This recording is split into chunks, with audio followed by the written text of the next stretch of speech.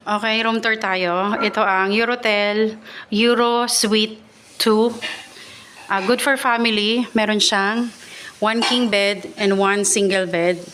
So, kami mag-asawa, meron kaming 10-year-old na anak. We stayed here for 4 nights. Yung price, ilagay ko na lang dito. I book it through Agoda.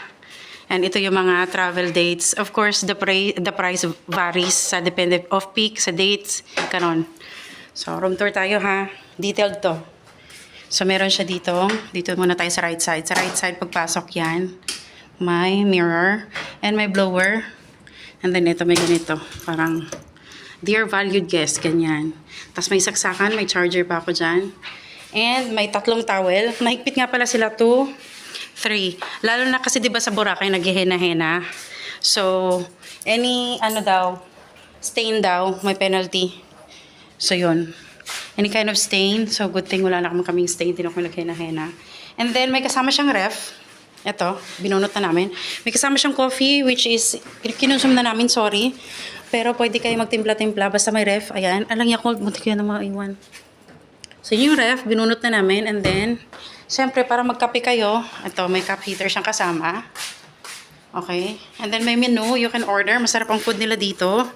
Ang restaurant nila open 6 a.m. to 10 p.m. lang. Tapos, meron din silang breakfast buffet, $3.20 per person. Optional if you wanna add it sa booking or pag check-in nyo, you can do it. It's up to you. Pero yung room service nila, yung mga food you can order 6 a.m. to 10 p.m.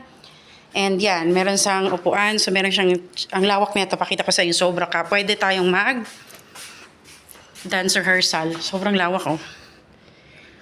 Sobrang lawak. Like, ang lawak. Nagkalat yung luggage namin dyan. Sobrang lawak. Which I like. Kasi lala na kami. Gusto ko nakikita ko lahat ng mga bagay-bagay. Ayun. So, ito. Saka ako nag-room tour. Paalis na kami. Ayan yung bagahe namin. Ano pa ba? Ito. Netflix study, no? Kaso kailangan mong, syempre, may login kayo. Pero may Netflix siya. Google TV, Smart TV na. YouTube, lahat. Stream, Malakas yung aircon. Yung aircon, andun. Napipindot doon. Lahat ng ilaw napipindot, pati CR. Wari, naantok ka na. Yung mga tumayo, pindot-pindutin mo lang yan dyan. Na-navigate yan lahat. Kasamang aircon at ilaw ng CR. And ang daming sabitan. And ito yung pinakamaganda dito. Yan, may balcony siya pag magpapatuyo kayo ng mga damit. Okay? And ang ganda nito kasi siya pag kunwari gusto yung matulog sa daytime. Blackout yung kurtina, so parang madilim siya. Hindi lang parang madilim talaga. So kung mag-work din kayo, laptop kayo dyan, so meron siyang chair. 1, 2, 3 chairs. Tapos meron din doon, pwede kayo vanity, makeup kayo dyan mga girls. And ito pa, syempre, cabinet, open lang siya. Which I like kasi syempre makikita mo agad yung items mo. Hindi mo na buksan-buksan. And then may kasama siyang hanger. Okay? And then again, sabitan. And then may mirror ulit dito. Aray ko, pang OOTD. Fit check, ganyan. And then may basura. Kinuha ko to sa sa CR.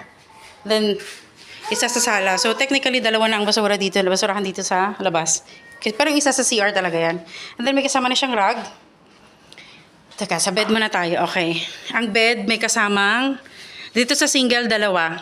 Tapos, 2 kumot. Ito yung itong manipis. Tapos, itong makapal. As in, fleece talaga. So, warm talagang feeling. Same here. Ito, at saka yung fleece. Ito sa queen, 3 ang unan. So, dito kayo mag-asawa, nandun yung anak namin. It's up to you. Tapos, ito nga, yung cortina, blackout. Yan, nothing special. And I'll be honest, ayan tingnan nyo, may mga stain na. Luma na talaga to. Tingnan nyo, may patsi-patsi na yung mga wood nila. And tingnan nyo yung flooring. Ayan, oh. So, sign of aging. Ayan, may mga dito, sira-sira na. Obviously, may takip to. Cabinet na to, nasira na lang. And then, they just let it be. I mean, may sign of for sure, siguro nag-umpisa to. Ang mahal, tingnan nyo yung ceiling. May mga discoloration na. Pero it works. Kung hindi kayo choosy, okay siya. Malamig. Malakas ang pressure ng water. Yun yung mahalaga. Karamihan ng mga accommodation dito sa Boracay.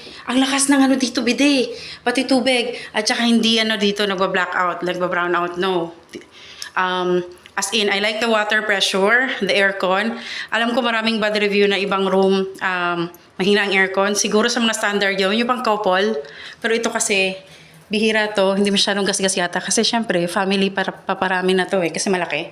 And then, my bathtub, ginamit yan ng anak ko. And then, may tissue, dito, dispenser. And parang rain shower ang type niya, pero bilog. Tapos, meron ding isa, meron pa. Ayan, man. May hot and cold yan, be. So, not good, not bad. Tapos, ito, ang dami mo rin pwedeng masabit dyan. Lalo na 3 kami. And ito, syempre. And ito, toilet. Ano pa ba? At ito pa, pag nakalimutan yung magdala ng tsinelas, nakakatawa nga kasi hindi lang kami. Kasi may mapapalabas sa beachfront na ganyan, nakalimutan suot-suot yung Eurotel. So, they will put the number of pair of tsinelas according to the maximum of person can sleep or the number of guests. I guess kung yung kiniin mo doon, kasi nung nagbuka ko sa Agoda, I put 3-pack. So, 3 yung pair of tsinelas. So, don't worry kung hindi kayo makadala ng tsinelas, lalo na beach time. Hindi sila mahigpit. Yun lang, pag nasira nyo to, which fragile na tong mga to, good luck sa inyo, baka ma-penalty kayo. Pero hindi kayo sinisita pag nasuot nyo yun sa labas. Ilang beses yung mag-ama ko na isuot nila yun sa labas. Kasi syempre, minsan unconscious, diba? And, okay, saksakan. May saksakan dyan, which is a cup heater. Andon sa bed, 2. Syempre, pag nag-charge kayo, cellphone, andon 2. And, ano pa ba? I think na-cover ko na. Doon, saksakan para sa ref. And yun lang ang saksakan dyan, dito. Para sa blower, which is naka-default ang blower. Isa na lang for the charger. So, ano ba? Meron silang, okay, so meron silang bidet sa labas para i-wash off yung mga sand, saka, sa paa nyo. And sa baba, merong grocery. Merong mini-mart. Pag mamiari din ng Eurotel sa gilid. So, if nakalimutan yung shampoo, magkape kayo, kumpleto sila nandyan. As in, tapos ang nakatuwa pa, dahil parang main siya, malawak yung access niya to the beach. Nandito, sa harap ng Eurotel, nandyan ang mga e-trike as in. So, hindi na kayo tatamani, kaya po ka-beach pa tayo, andyan na, as in, nasa tapat ng door. So, super convenient siya. Katabi ito ng Henan tsaka Mandarin Bay. So, kung if you're flying, tumbukin nyo, sabihin nyo sa e-trike, sabihin nyo, baba po kami sa Station 2 sa Eurotel. Alam na nila yon. Pero kung magpa-public e-trike kayo, baba kayo dun sa Lime Hotel. Sa gilid lang yon. Pagbaba ng Lime Hotel Boracay, tumbok nun yung kanto, yun yung pa-Eurotel. Yun na yun. Pero kung kayo, special kayo, of course, dire-diretso mismo sa main door ng Eurotel yung yung e-trike. Kasi malawak yung dito hindi siya makita dyan daan yung harap ng Eurotel.